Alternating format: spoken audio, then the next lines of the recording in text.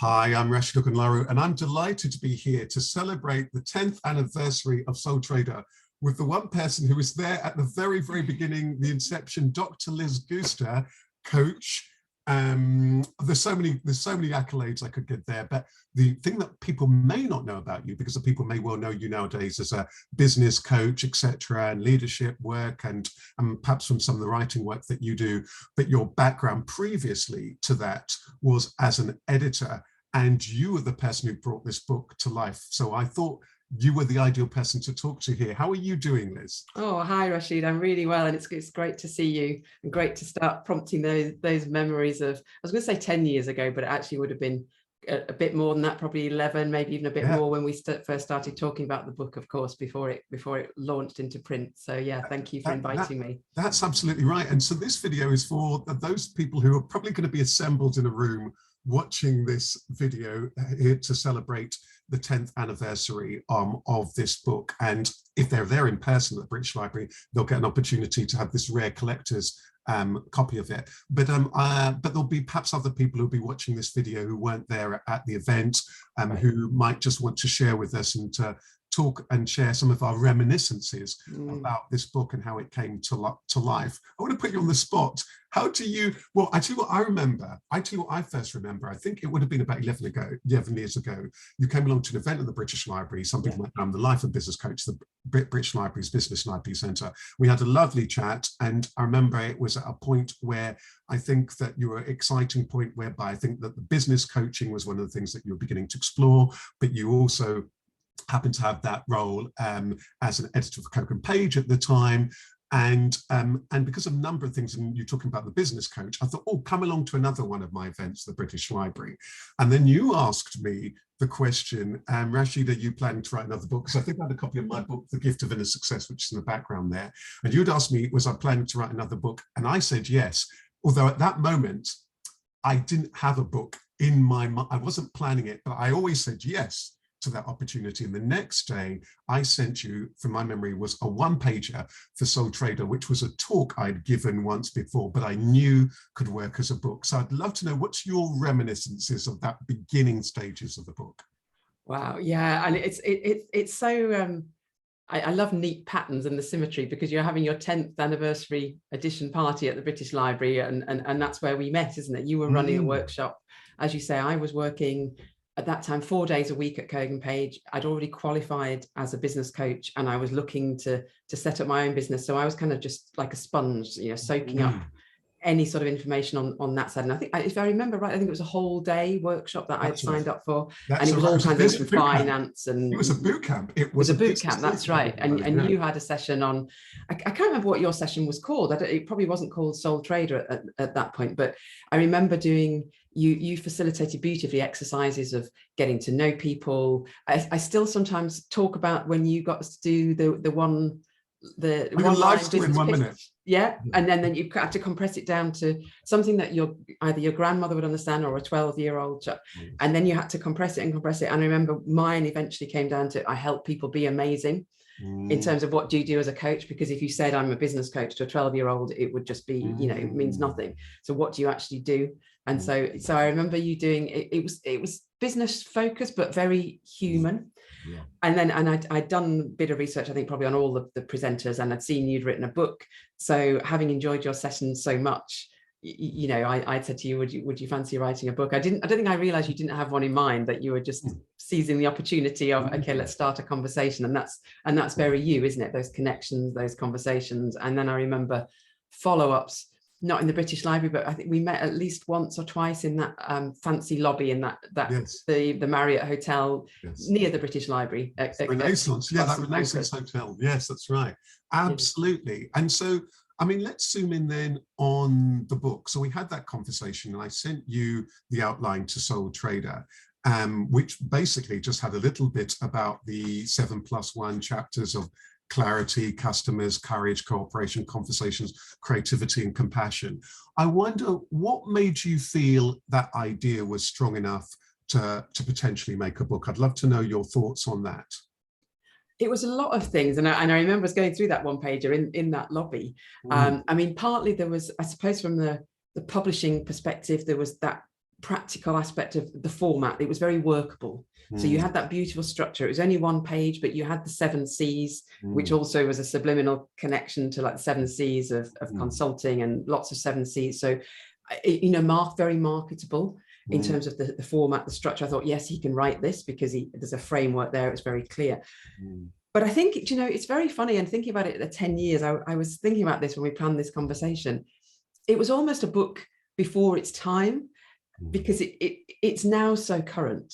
And then it felt very pioneering, which was exciting as well, because when you're publishing, you're looking for the kind of new ideas, you know, enough that would be appealing to people, enough that they know already, you know, like they want to start a business.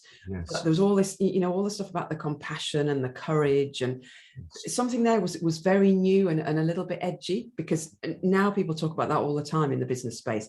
I don't think they did so much. So that real combination of, look, this is practical and it can work, but these ideas are exciting. And then I think the more we spoke, the more I got the sense of you as an author and you as a person, and that was very congruent and consistent, and I really liked that, because I think as a publisher, I was always on the lookout. I liked it when authors walked the talk, because sometimes it would be quite interesting. I mean, I'd met you first, so I had a sense of you as a person, a very positive sense. Sometimes it would be the other way around. I would get the pitch from the author first and think, oh, this is great, and then meet the author and I think, wow, did they really write that? Because that doesn't seem like them at all. You know, it's great content, but they seem like not the same person who wrote that. Whereas you were very authentic and aligned, and so it seemed like, you know, that was what you lived. And I can't remember when we came up with Soul Trader as a title. Was that on the pitch already? Yeah, it was. So Soul Trader, but I had originally called it Soul Trader Building Your Business by Heart. And the end title was Soul Trader and Putting the Heart Back into Your Business. Ah, that's right. Yeah. But I remember then when the next stages I remember then, so fortunately, you know, that you'd had the conversations and you felt it was a strong book, and Coke and Page backed this. I'm so grateful to the team at Coke and Page, and I got writing on the book. And I remember describing the writing process as being like under house arrest with friendly guards. Yeah. And what I mean by that is that because the writing process for anyone who's not written, it's intense, isn't it? And so you're full in it and you're deep in it. And I love the process of writing. I think I wrote it in 3 months and then edited it in a month, which was, I think, quite quick for when people often quick. You were really quick. I think it's like once you get that idea inside your head, you were up for it. I mean, and the house arrest, I mean, you immersed yourself, didn't you? And it was all coming together, and of course it didn't. I mean, we shouldn't sort of gloss over how tough it is, and anyone in the audience or watching this video thinking they might want to write a book don't want to sort of beat themselves up and think, oh, you know, Rash did it in a month, and you know, it was hard, wasn't it? It didn't come out the finished version. There was lots of absolutely. When I had the word count, first of all, I was a bit, oh my goodness, am I going to be able to write a book with that many words? And what I did, my background is a singer and performer. So what I initially did was that I spoke it, I wrote the titles and I spoke it as a stream of consciousness. And then I had it transcribed. And then what people read as the final book, I'd say about 20% of what people read was that stream of consciousness. And then I knew I needed to flesh that, mold it, shape it, and so on. But I really wanted it to have that very authentic voice as that starting point, and then putting in the tools and resources and all of the rest of those things. I wonder, Liz, I'd be really interested to know, I guess as a business coach, for somebody who is that soul trader, they are their business. What do you think is about this book that remains holding true? Because we know that thing about being your own boss isn't easy. Is there anything that you would say that you would feel about this book that is so relevant for that person, isn't it? When you're a one-person business and starting growing your own business, because when we hear lots on TV about books, business and so on, and even when people talk about small businesses, they actually still think about businesses that are relatively a number of different people in them. But we know that most businesses are micro business. Most businesses have just that one person who is whatever it is, whether they're a consultant, whether it is that running a creative business, whether it is that they whatever it is that they're doing a shop, or whatever it is they might well be doing a service product. They're just that one person.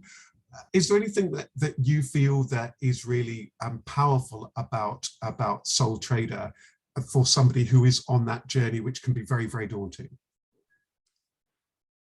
I think it's all still relevant, and I think that's why it has stood the test of time, because the 7 C's, they cover all of them. But I think if I would, and I will probably pick some out, but I think the overall point in answer to your question is that authenticity. I think the Sole Trader, which is why I think it's just such a wonderful, appropriate title, because it's doing something that is really meaningful to you and has a sense of purpose about it, because I think that probably threads through all of the 7 C's, doesn't it? If it means something to you, if it's got your soul in, you've put your heart back into your business, then it's going to be energizing for you. Your passion and your enthusiasm, your energy is going to be heard by your customers and your clients, and you're going to get the right work with the right people. It's going to feel good. I think that is the bit, and that was a powerful message at the time. And I think that just resonates even more.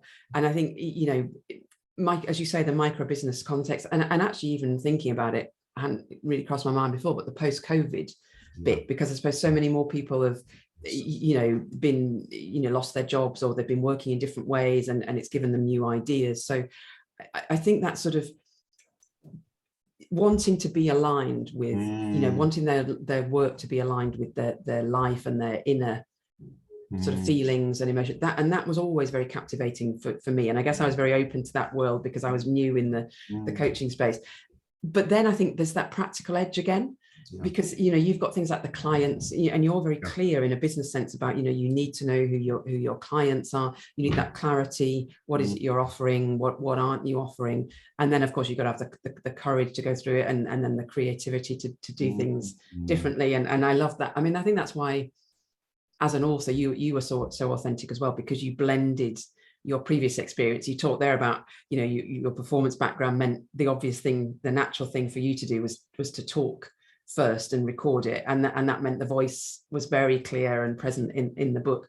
But I think the fact that you break it down into all, so I wouldn't want anyone who hasn't read the book to kind of think, oh, this is all about the feelings and the heart, and that is there, that's the core. And I think that's why it still resonates and why it stands the test of time, because that is you, and you still believe that.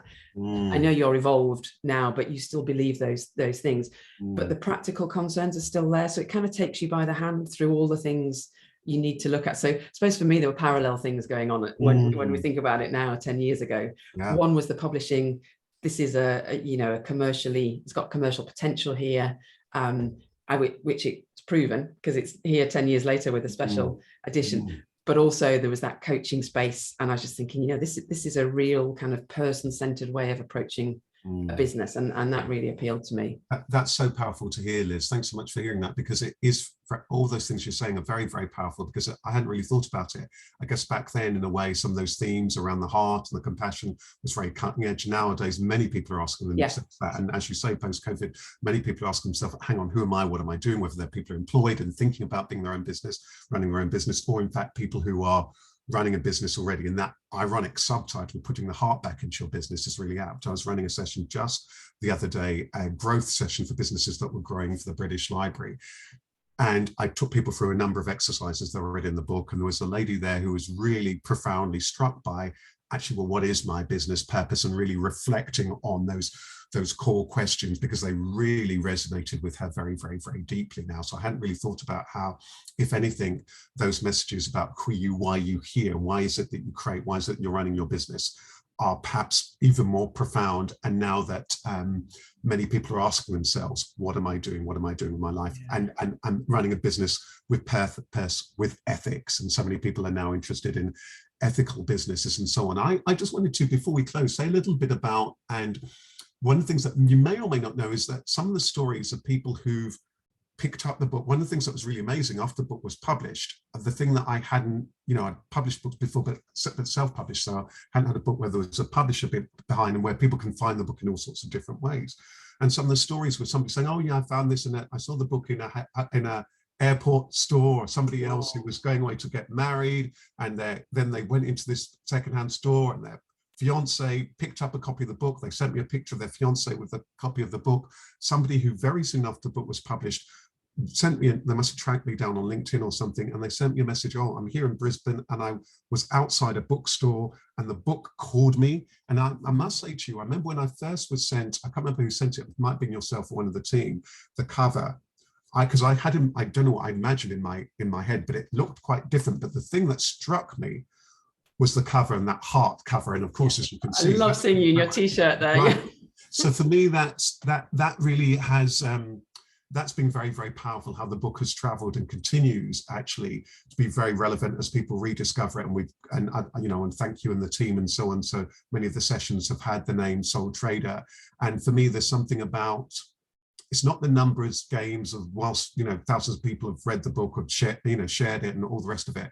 But for me, it's all about those individual stories of people in terms of their own business journey. I just wonder, Liz, would you have, I guess, putting on all of those hats, I guess, as an entrepreneur, running your own, being your own boss, as a business coach, and somebody who's got that background with this book, would there be any last words of encouragement you might say to somebody who maybe has either not discovered the book or who's on that journey of being their own boss? What would you, I'd love to know what you would say about how this might help them, or what you would, or just general words of encouragement to them on their journey, because again, you wear all of these three very unique hats. Any last words that you would say of encouragement to all these incredible people, often doing wonderful heart-centered things that they care about and wanting to be in the world? Any last thoughts, the things that you would say to them? And I suppose it's probably what I've taken away from you, and that I was just actually thinking about that original workshop then again, and that putting the heart back into your business, because I think that was really strong. If your heart's not in it, how can you keep going? And I suppose it's that courage, isn't it? That courage to sort of keep the faith and believe, and I guess that's that link together, isn't it? If you find something that feels important in your heart and feels right for you, then it kind of gives you the courage to keep going. And that's where I just loved those things about that clarity of, okay, shorter, so which is a kind of coaching thing, say it in fewer words. What's your business about?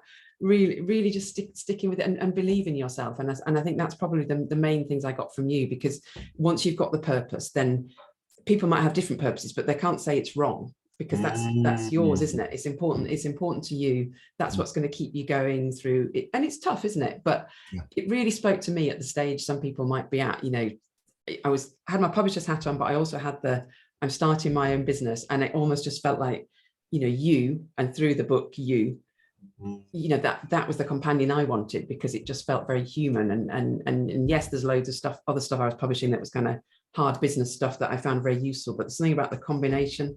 Sorry, that's a long answer. It's meant to be final words. Courage to keep the faith. Well, it's so powerful, Liz, because I think one thing that jumped out for me there, which is just one of the other chapters that I'm titled, because you pointed to this a number of times, is about conversations. And the conversations chapter in the book is really in many ways the business end. And for a sole trader, the power of conversations, that takes us back to the very beginning. You and I had a conversation.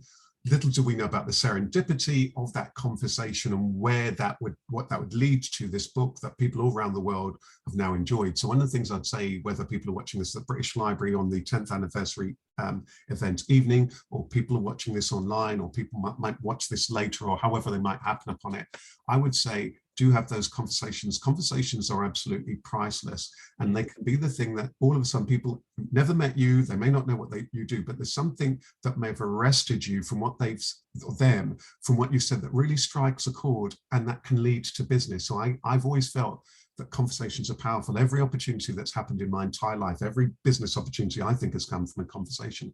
So I want to kind of thank you for this conversation. Oh, thank you. I want to thank you, Liz, for believing in the book and championing the book, because I think if it were not for that meeting, I don't think the book Soul Trader would have come about. I think it was a unique combination of all those things.